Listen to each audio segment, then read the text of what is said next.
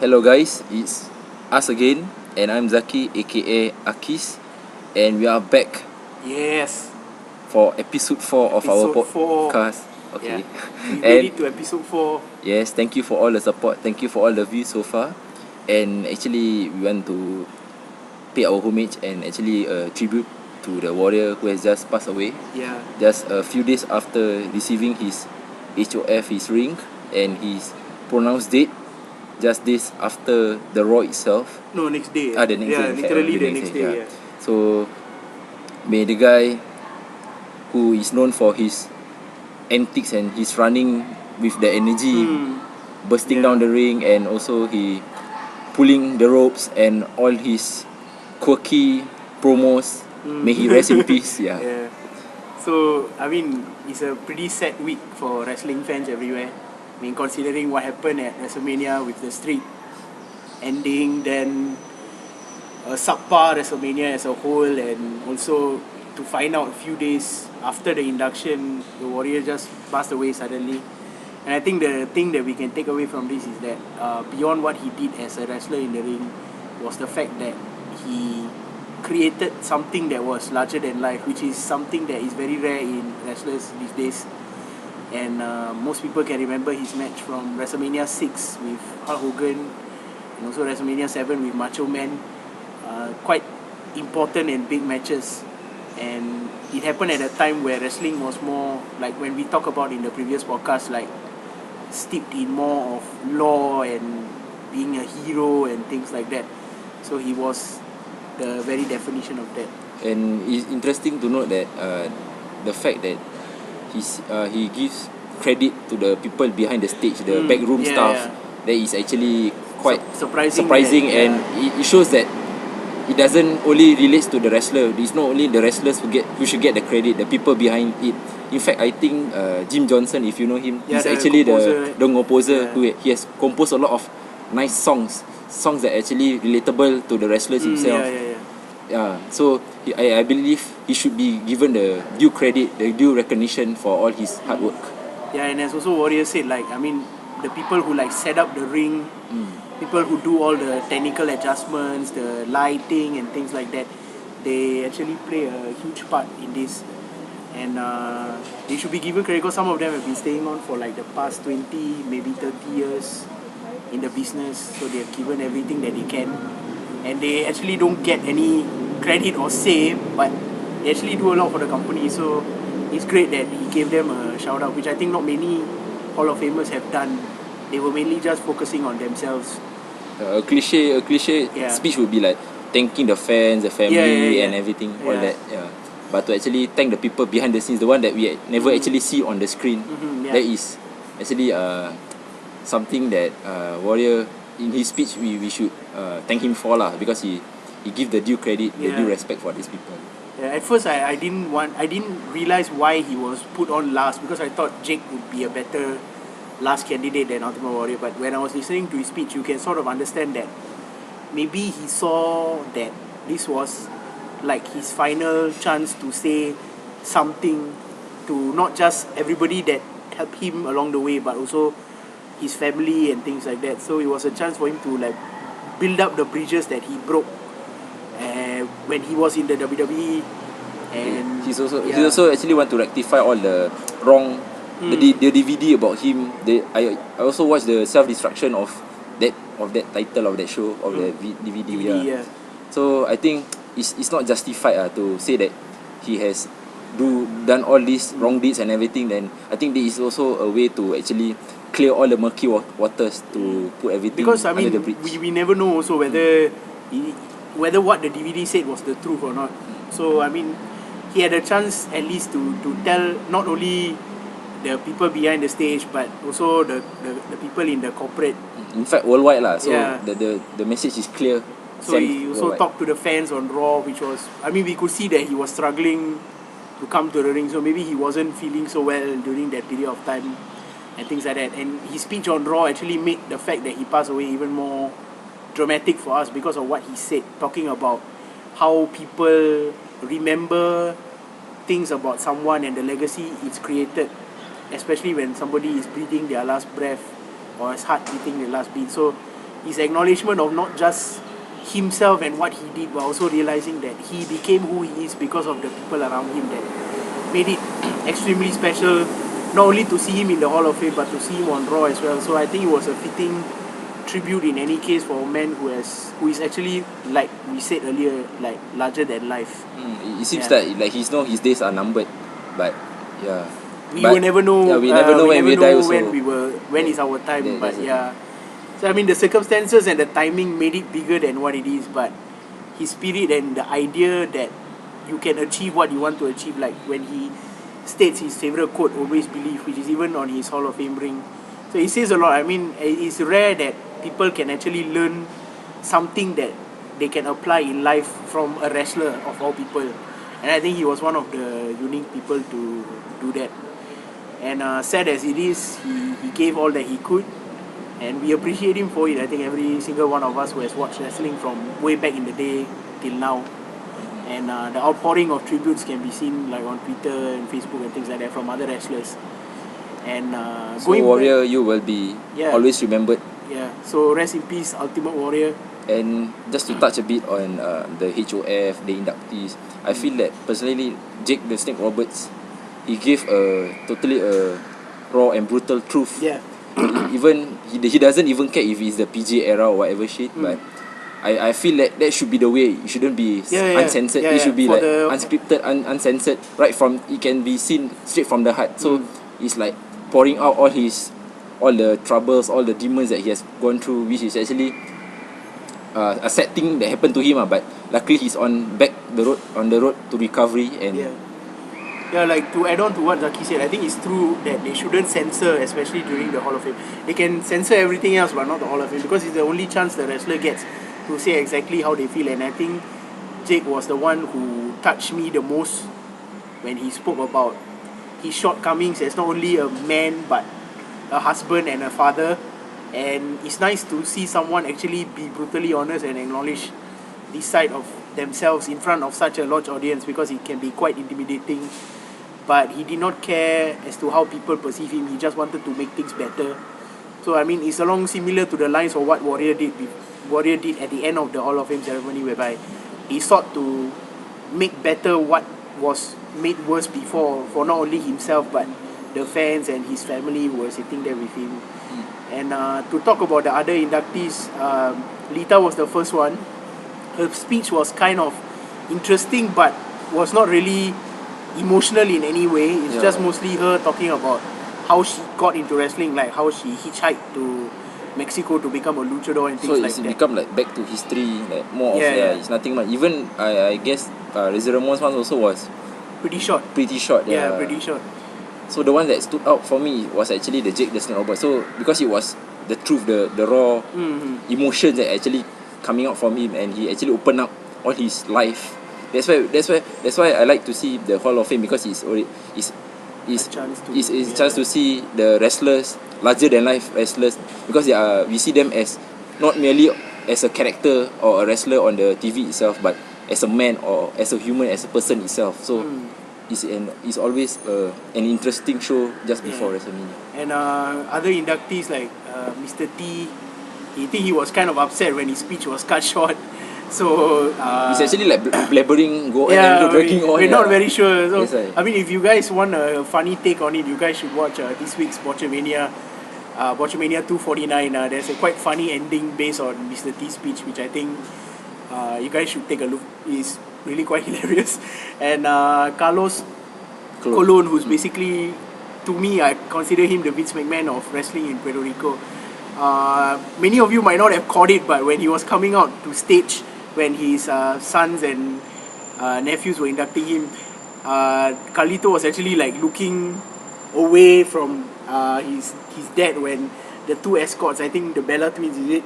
They were walking aside, then Carlito was just like bending his head and staring at their butts as they walked away. So I don't know if anyone caught that, but yeah, if you guys see it again, you can actually watch that happen, because I think they were unaware that there was a camera right there at that point of time. And Paul Bearer was inducted by his children, his two sons, and Undertaker also came out holding the urn. So I think it was a nice tribute for Paul Bearer. And so I only consider Jake, Paul, and Ultimate Warrior like some of the more nicer in terms of induction speeches and tributes and things like that, because Lita was quite generic on her speech, and Carlos was also slightly similar. Yeah. And when we were thinking of this topic for today's podcast, we were also contemplating on who we might think would be in the Hall of Fame next year. And even though they will only announce the inductees in January next year, we still want to, give a prediction as to who we think will be inside. The possible inductees for the into the next 2015 Hall of Fame. Yeah. And right off the back, I think the most obvious choice after WrestleMania would most probably be The Undertaker. I think that is if he retire lah. I mean that's true also, but I think the way they portrayed the match and the end of that match, I think he won't be back wrestling anymore. It's said that the streak has been broken, has been beaten. Yeah, so it's like a tarnished record, a blemish record to his illustrious career. Yeah, see, the thing is, I don't really think it's tarnished so much as the fact that we have to respect that I think maybe he chose Brock Lesnar to end the streak. That's what they say. So yeah, there's a speculation about that. So I think if that was really his wish, then of course we should respect him for it. But I think either way, whether the streak was intact or not, the fact is we cannot deny his legacy beyond the streak. Definitely. He's not only known for the streak. I mean, he's known for many other things besides that, and he has been wrestling for at least more than 20, coming to at least 25 years. So I think he's worth more than what the streak portrays him to be. But nonetheless, I think a lot of people felt upset when the streak was broken. But I think either way, it's no discount against the man that he is and the wrestler that he is. And I think even when he got a concussion during the match, he tried to still pull through, when you can see that he was quite groggy and out of it. So I think maybe we could see him next year. I mean, if everything falls correctly, he might be inside. And so other than that, I'm also we would like to see, contemplating to see Macho Man. Macho Man has been on the cards for a very long time. And I think there might be some personal reasons as to why he did not want to go in when he was asked to before. Because I heard that he wanted, I think, either his dad or his brother to go into the Hall of Fame as a condition that would allow himself to accept the invitation into the Hall of Fame. So now that he's no longer with us, I'm not sure how it would play out. Other than Macho Man, maybe I would consider, if Paul Heyman decides to call it a day, that he should go inside as no doubt one of the best managers and mic men of all time in professional wrestling, regardless of wrestler or manager. He's one of the best people on the mic in terms of giving promos and shoot promos and things like that. So I think he's also, I mean, most of us know him as the godfather of ECW and Extreme Championship Wrestling, but his legacy goes beyond what he did for ECW and also as a manager. So I think he could be a possible candidate inside. And one possible one you would think is probably ravishing Rick Rude. Yeah, Rick Rude. I mean, relating back to Ultimate Warrior again, and one of his matches was also against Rick Rude. So I think, he should go in, as many people don't realize that he was also one of the few founding members of D-Generation X. And I think he's a good choice if WWE decides to give him the invitation to go in as a posthumous inductee. And so after the Hall of Fame ceremony, 24 hours later is the actual event, WrestleMania itself, which we both watched, sat through the entire 3 hours of it. One of us does not like it entirely, the other one feels impartial about it, but we just want to run through how WrestleMania turned out. So at first it was the introduction itself, starting with the WrestleMania host, Hollywood Silverdome botch Hulk Hogan, who he said it twice, by the way. Yeah, he didn't only say it once, he said it twice. And after that, lo and behold, when we were thinking about who would show up next, it was Stone Cold Steve Austin, wearing his Broken Skull Ranch hoodie, Broken Skull Ranch t-shirt. Yeah. And then of course you have it, Dwayne The Rock Johnson. And Dwayne The Rock Johnson. The purpose behind this intro was something that puzzled me, because I had no idea why they came out, when all they did was talk about themselves and how they contributed to each other's career and how each other is like a friend and things like that. So we are not very sure why they even came on when they were just talking about themselves and not really promoting the event as such. Yeah, but it was just nice to see them back. I mean, Austin, definitely good to see the three of them. The Rock is in really great shape, and I think if he were to come back to wrestling and do his stuff again, I think he can definitely maintain the level that he had when he was in his prime. So he's in extremely good shape, and I think he can do that. To add on to that, and definitely Rock will get our nod to be a future Hall of Famer. Yeah, definitely. and I don't understand why he isn't in the Hall of Fame yet, because I think he's been out of wrestling for quite a long time. So we just have to wait and see what exactly happens. And just to add on a bit more, just to sidetrack, I believe JBL should also be in the HOF. Yeah, for all his accomplishments and all his yeah. accolades, definitely he should be awarded. Because I think Booker T wasn't fully retired when he was inducted into the Hall of Fame. He was still considered active wrestler, yeah. Active, not wrestler, I mean active in the roster, because he was a play-by-play commentator. So I think it can still happen. I mean, it depends on who they are and the circumstances behind it. And going back, anyway, after the introduction, it was the first match of the evening, the setup match for the final match of the evening, the match between Daniel Bryan and Triple H. The match was actually not too bad, in my opinion. A lot of back and forth, and it was the traditional, get the underdog more injured so that he might not appear in the main event, and if he were to win, the experience will be all the more sweeter. So it was a really good back and forth match. I mean, the first time these two have faced each other in a match, and I think their chemistry was good, the moves were good. Stephanie at ringside was good, talking trash all the time, and showing her personality out to Daniel Bryan. I think all in all, it was an extremely good match, and a good way to start WrestleMania.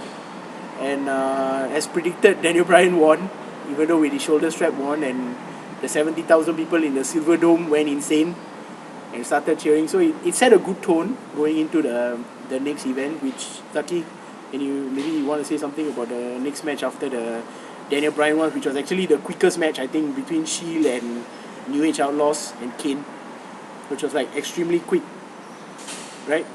Like it started, then I mean, I don't understand why that they had this match in the first place. It started. Yeah. In fact, I don't even understand why did Shield become a face. Yeah, They turn face right after, I think, the last event. Just recently they turned heel. Turn against the authority. Turn against the authority. Yeah. Because they were actually the bad guys, the House of Justice, as they put it, just before all this shit. Then all of a sudden a dramatic face turn, which we can't actually fathom. We actually suspected only one of them would turn face, then there would be like an internal squabble, and then they would go their separate ways. But it seems everybody is turning face, and the Shield are like literally super over right now with all the fans, and the fans wanting them to win. So this match was actually like very quick, ended within 5 to 6 minutes. But what was nice was the Shield's new entrance, whereby they came out wearing the half skull mask. So if you guys can visualize, I mean, if you saw Captain America, he looked almost like the Winter Soldier, especially Roman Reigns with the long hair. So it was an extremely quick match, and ended with Roman Reigns giving the New Age Outlaws a double spear, which has been a long time since I've seen something like that, and also a triple powerbomb with the both of them. So I think it's safe to say maybe the New Age Outlaws are done, and like JBL put it, it's a 100-year powerbomb, literally between them, because they didn't know what to call the move. And it was a quick match, ended up stop-start extremely quickly. And I think it appeared at the right time. It was the second match of the evening, so I think it set the tone. The tone dropped a bit after the one between Triple H and Daniel Bryan.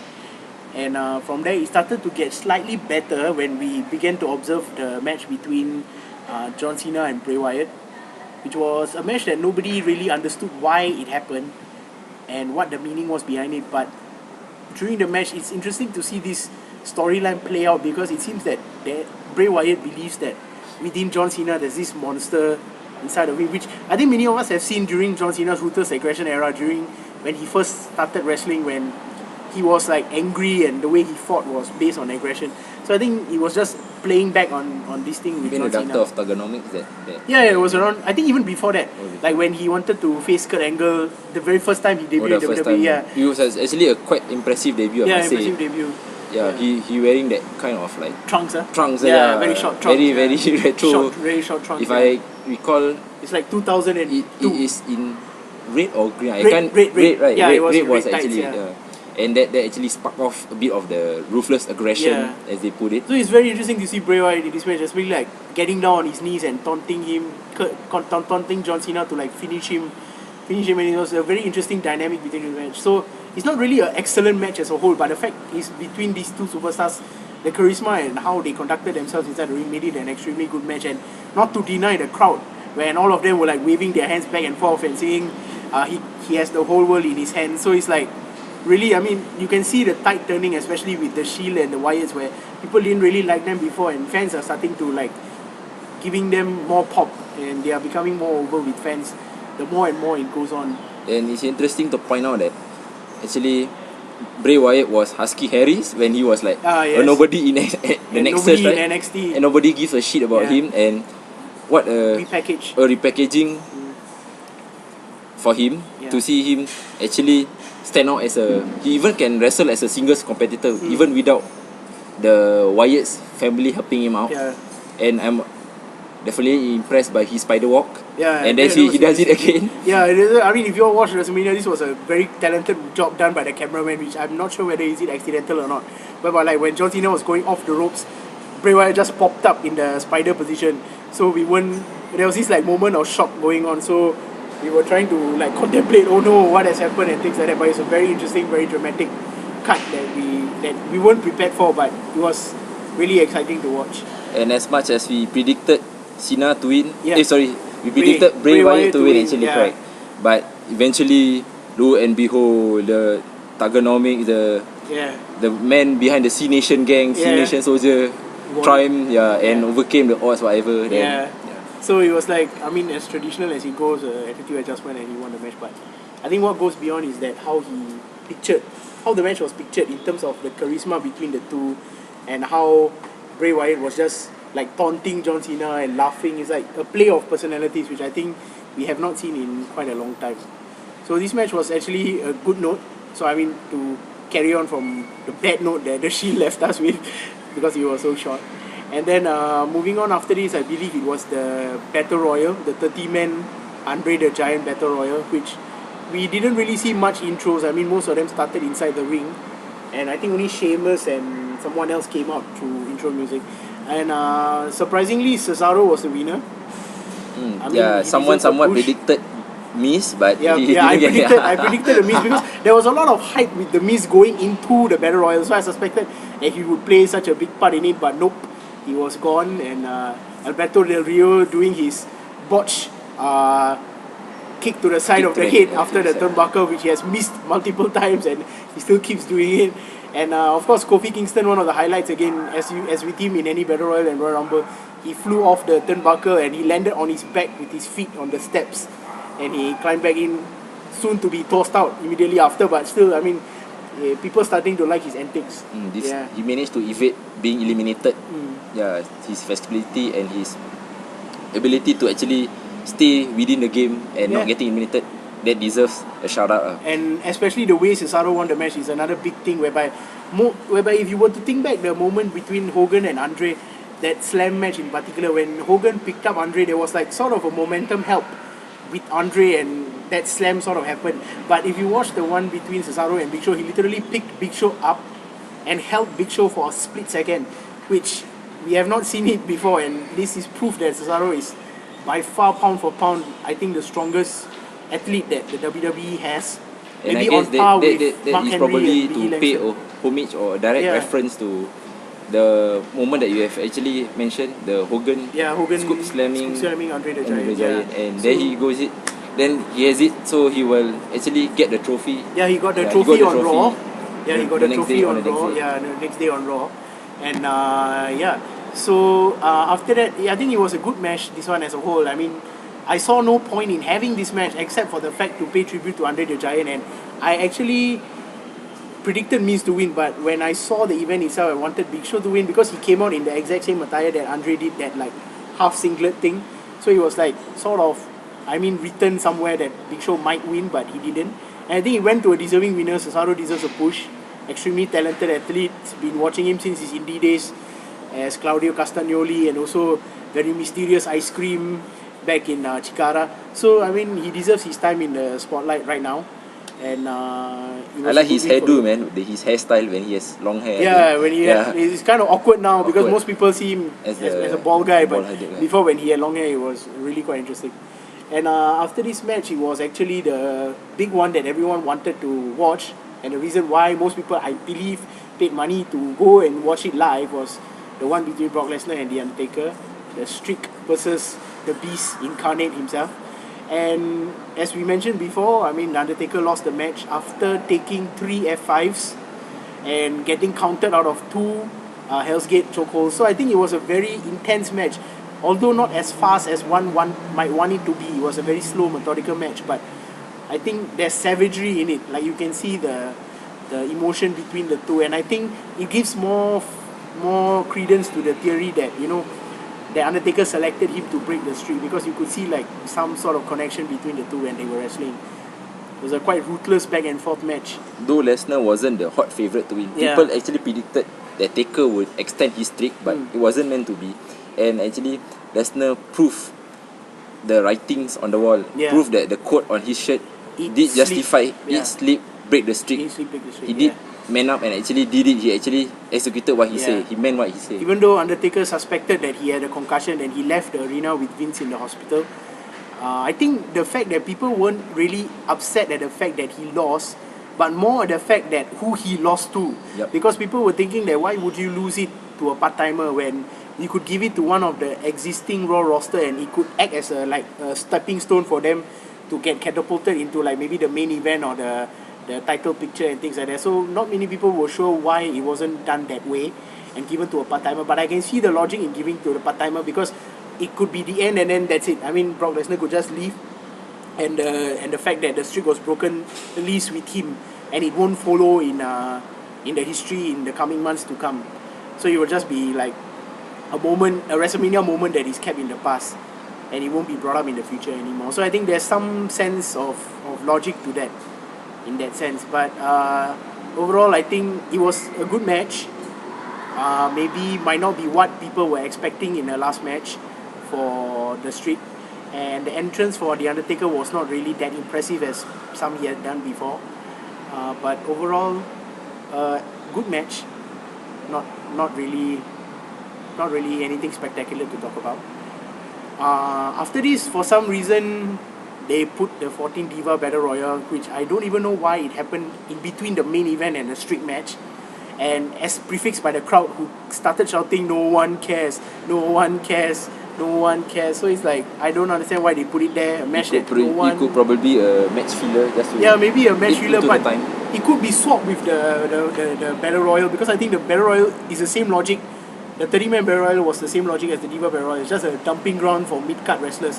So I think they could have just swapped the thing out. It would have been much better, because I don't think people will really cared so much about the Divas one. Anyway, AJ Lee won to no one's surprise, and it set up like fans were actually getting frustrated at how the event turned out, because they had to watch Cena win, they had to watch Taker lose, and then now they had to sit through the Divas Battle Royal, and people were getting extremely agitated in the crowd. And then things started to pick up in the main event, especially one key moment, I think, when Batista was about to do the Batista bomb on the table with Daniel Bryan, and then Randy Orton just came in and he did the RKO. So it was like a tandem RKO / Batista bomb combo. But Randy Orton sort of landed on one of the television monitors, which actually cut his back in 2 places. It was quite interesting to watch, and the match still carried on from there. And as usual, no one thought this was a very big shock, but Daniel Bryan won it in the end, fireworks and everything and whatever. I frankly didn't care who won this match, because I have not been interested in the WWE title for quite a long time. And it was nice to see that 70,000 people inside the Silverdome going, putting their hands up in the air, going yes, yes, yes, which was, even though I'm not a Daniel Bryan fan, it's actually quite impressive to watch. And there was a lady who came out with a girl who, I don't understand why they didn't bring out his fiancée / future wife, which I think maybe because she's a heel diva or something like that, they didn't want to break kayfabe and bring her out.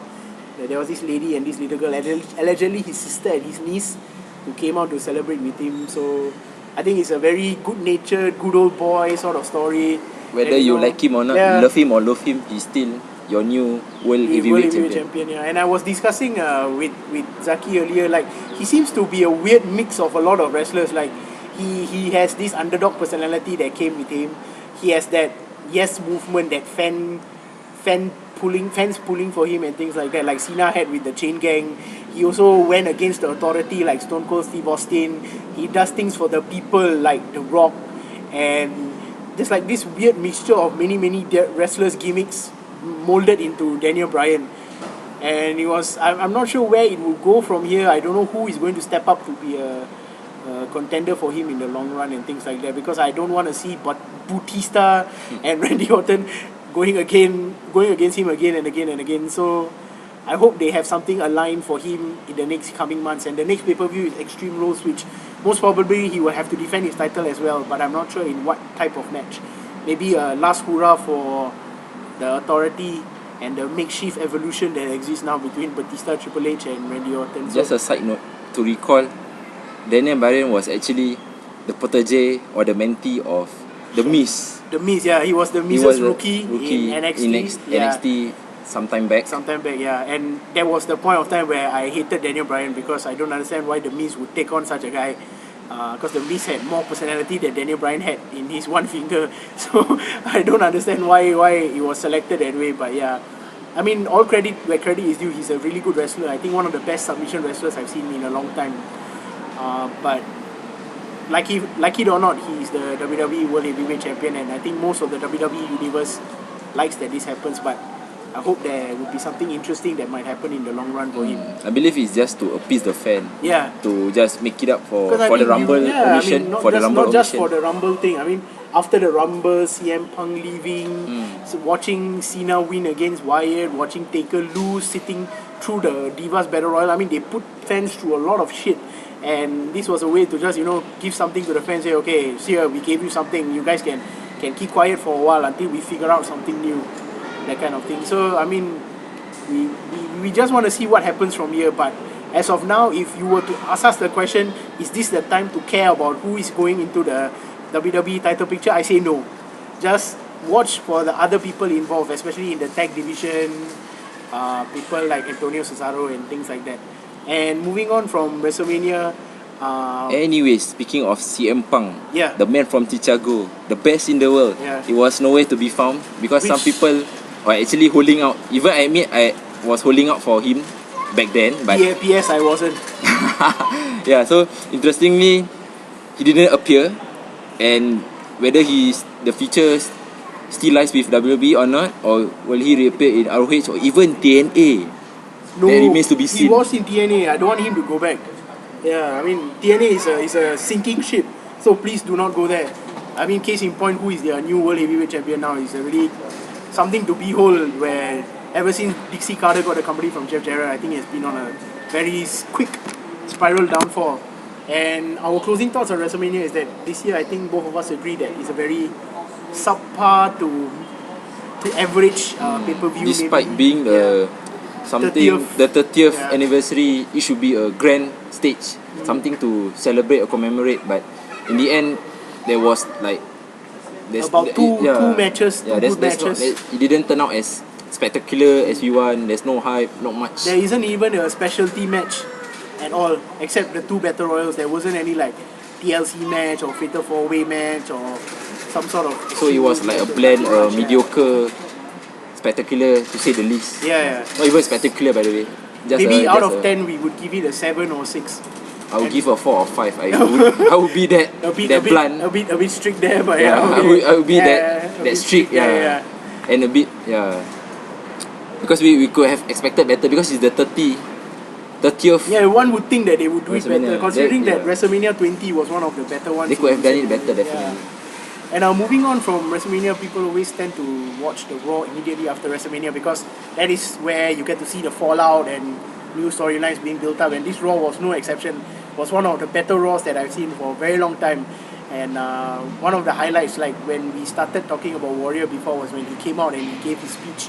He came out to the ring, he put on a Warrior cloak with the Warrior drawn on, and he put on his mask, and he gave a very touching speech to the WWE Universe, thanking them, and he shook the ropes. I mean, he couldn't do it as vigorously as he used to, but he tried to do it, and it was a very touching moment to see him again, saying his piece to the WWE fans personally. And that was supposedly his last appearance on live TV. On live TV, yeah. Yep. And he passed away about 24 hours after that. And Raw as a whole was really good. I mean, to talk about one of the very key, exciting moments, especially for somebody like myself, who Zaki doesn't really understand why I like her the way I like her, but to see Paige coming out and in a quick squash match, becoming, am I right to say, the undisputed Divas champion of both NXT and WWE, which I think I've been waiting for this moment for a very long time, and people who have been Rampages for a very long time, who have been watching Paige since like her younger days in NXT and things like that, wanted this to happen. I mean, who wouldn't like Paige? Think about it. She has black hair, she has gothic eye makeup, she speaks in a British accent, she's from Norwich, she's from a wrestling family, she has a hardcore rock theme song, and everything about her is just awesome, and I'm looking forward to how she and AJ would have a rivalry for the next few months. That coming from a biased Rampage, but anyways. I'm biased, but the fact is, she came out to a huge pop. For people who don't usually watch NXT, this is actually quite a big deal because, I mean, when I think about it, even Alexander Rusev, when he came onto the main roster, there wasn't much pop. But when she appeared and her music started playing, when AJ Lee was talking, there was a huge pop in the crowd, and I think it shows like her worth, and I mean her exploits are being I got no comms about recognized. Winning the Divas Championship or whatever, but the fact that it was a squash match, as you put it, yeah, was like it could have been done better. It could have been done better, but I mean, I wanted to see it, so I don't care. I mean, a win is a win, so she could have executed the finisher better, but I think that was more AJ Lee's fault than hers because you had to like hook your hands properly and things like that to make the page turner look nicer. But anyways, kudos to her for winning the Divas Champ. Yeah, it's about time. Seriously, it's about time to end the reign. Yeah, long reign. And there is a theory that I have that maybe AJ was supposed to lose at WrestleMania because, I mean, if you were the girlfriend or fiance, whatever, of the guy who took his ball and left the company, and if you were Triple H and you are famous for burying someone, wouldn't you want to bury AJ too? I mean, it's just a theory, but it didn't turn out that way in WrestleMania, but it did turn out that way on Raw, and I'm happier for it, so I don't care. But, I mean, this could be a revival of the Divas division that people wanted to see for a very long time, and I don't think they would be as good on par as Trish and Lita had, but we could see something as close, because they are both extremely talented people. And another exciting moment that happened was Antonio Cesaro, as we told you on the last podcast that Mick Foley was saying on his blog that there would be a big moment for Cesaro, and as usual it was, and when he was accepting the trophy, he discounted himself from Zack Coulter's service, and turns out that he's now a Paul Heyman guy, the king of swing, as Paul Heyman calls him, and I think this is an excellent move. Many people thought Cesaro would turn face, but we don't know whether Paul Heyman has turned face or Antonio has turned heel. I don't care, but this is an excellent pairing because Paul Heyman has a knack for bringing the best out of his talent. I mean, to see the people he has managed before, like Curtis Axel, Brock Lesnar, and things like that. So even CM Punk was under his tutelage. Yeah, even CM Punk was under his tutelage. So this is a good thing for Cesaro, and I expect him to go big, go definitely places he will soon. be a breakout star. Yeah, and maybe I could foresee him going for the Intercontinental title against Big E Langston, but it will be too soon for him to enter the world title picture. But I think it would happen sooner rather than later. And another exciting thing that happened was Wade Barrett. We got to watch him no longer be Bad News Barrett sitting on his podium, but actually wrestling in a match against, I believe it was Zack Ryder. I think so, yeah. Interestingly, he got the pop. Yeah, right in the very loud pop. In the HOF itself, the Hall of Fame, which was actually surprising, I could say. Yeah, and when he came out to the ring, there was a big pop by everybody, and like Zaki said, it was a big surprise to the both of us. But I don't know, we could see where he goes. I mean, at one point of time, we considered him like one of the better wrestlers who hasn't gotten a shot at the World Heavyweight title. An incredible Intercontinental Champion, very talented and we believe guy. that he should be a worthy contender for the future World Heavyweight title. Because I mean, if you see people picture. like him, Cesaro, and things like that, it could be a very interesting picture for many days to come. And just to say that, yeah, and as Zaki was saying before, like, I mean, it's a very interesting few months ahead for Cesaro, Wade Barrett, Paige, AJ, and other wrestlers involved. So, I mean, we actually have talked about the WrestleMania, the Hall of Fame, and the fallout from Raw and SmackDown. And And now moving on. Yeah, we want to talk about some miscellaneous news that we've heard around the web, things going on. Okay, other than Young being the TNA champion. Yes, Eric Young. EY. And he's like the Daniel Bryan of TNA. Yeah, the TNA the Daniel version. Bryan of TNA, the guy with a beard, also with a beard, also an underdog. Underdog. Yet I still think he has a better persona. He doesn't have a champion persona. Correct. Yeah, he doesn't have a champion persona. And I think the number of times Eric Young has had a push and stop. He has been like on a roller coaster that has been going forward and backwards, forward and backwards, and forward and backwards. And I'm not surprised he hasn't knocked out his 2 front teeth on the front of the roller coaster. But I'm not sure where this will exactly go. I didn't really predict him to become a world champion or Magnus to lose the title so soon. But I mean, I don't really know where it will go. But this is just a news for wrestling fans who are paying attention to TNA.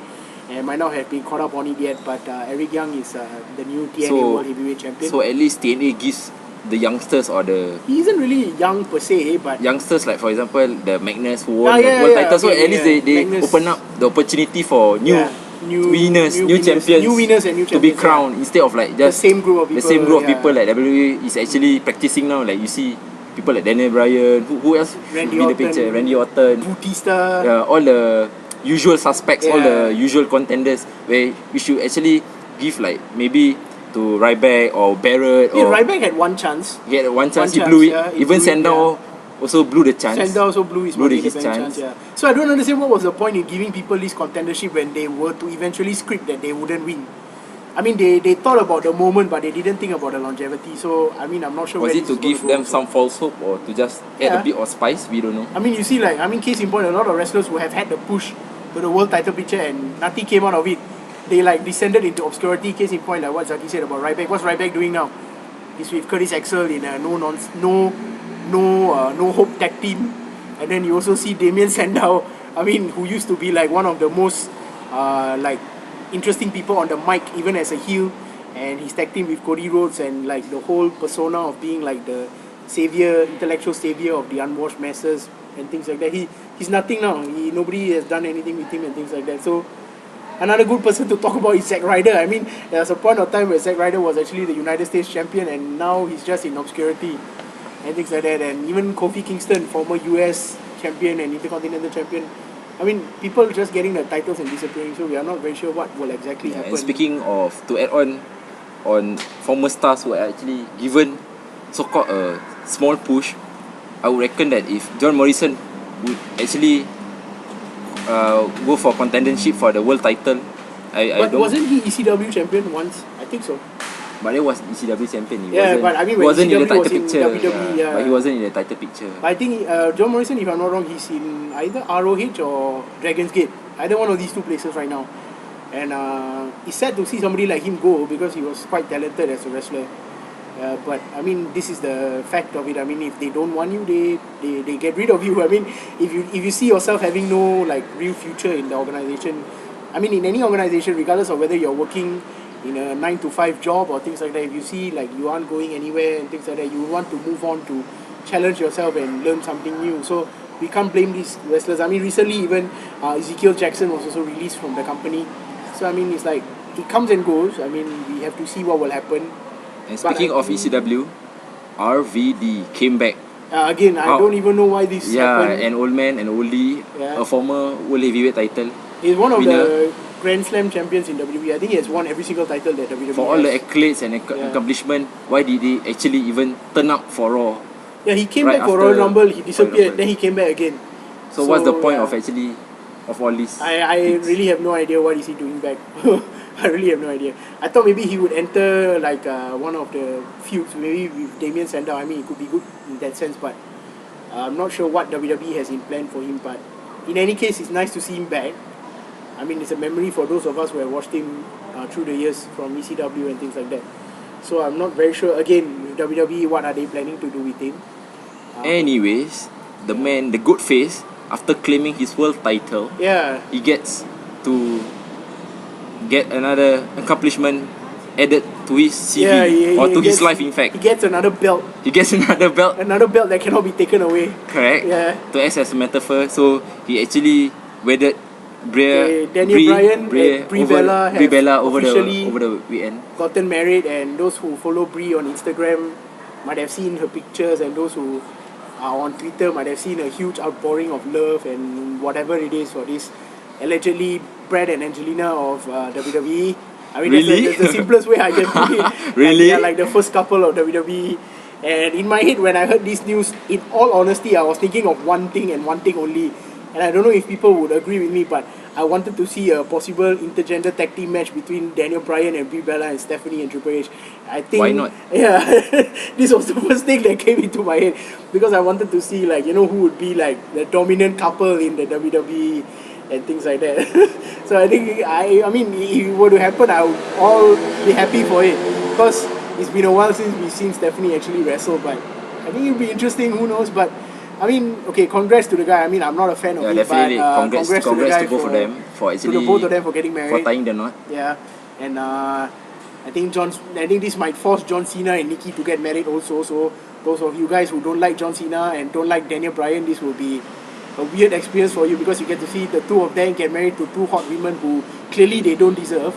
But I mean, congratulations. Congratulations, you have a brother-in-law who is a wrestler too. Yeah. I mean, you could be literally the brothers of, I don't know, something. Brothers of Destruction? I don't know. You could be the brothers of something. I mean, since Taker is no longer with the WWE, you wanna be wrestling with the WWE in times to come. I mean, who knows what will happen. What a weird family, man, to have two wrestlers in the same family. Because I mean, married to the family. I mean, I admit, okay, this is a guilty pleasure. I do watch Total Divas from time to time. Boo, And I think what a letdown. Really, so much hype, but it doesn't No, because bring anything. I think people had the idea that it was sort of unscripted and reality TV stuff, but it's actually not. Definitely You have to get it into your head that even though it's reality TV, it has to be scripted because it's WWE and they have to portray a certain kind of image. And I mean, I do watch it, and I think most of the time you see a lot of squabbles and things like that. And sometimes, yes, you get to see John Cena, Daniel Bryan outside of the ring and how they interact with the people they love and things like that. But I mean, those of you who watch it, you will understand what I mean. Those of you who don't, please don't watch it because when you do, you sort of get hooked on it because it's like a drug, a guilty pleasure of a drug. So try not to watch it. There are better things that you can watch.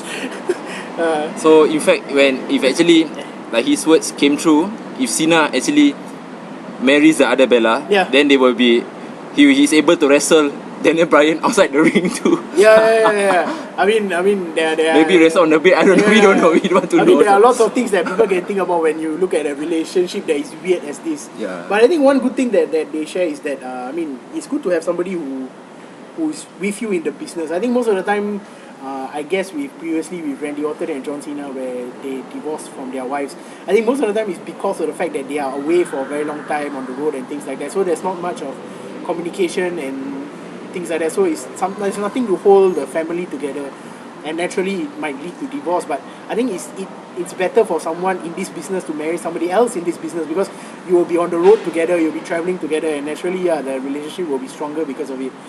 That is why Triple H marries Stephanie, and it's a cunning and smart move actually. Is by far, I don't think anybody will argue with us for this.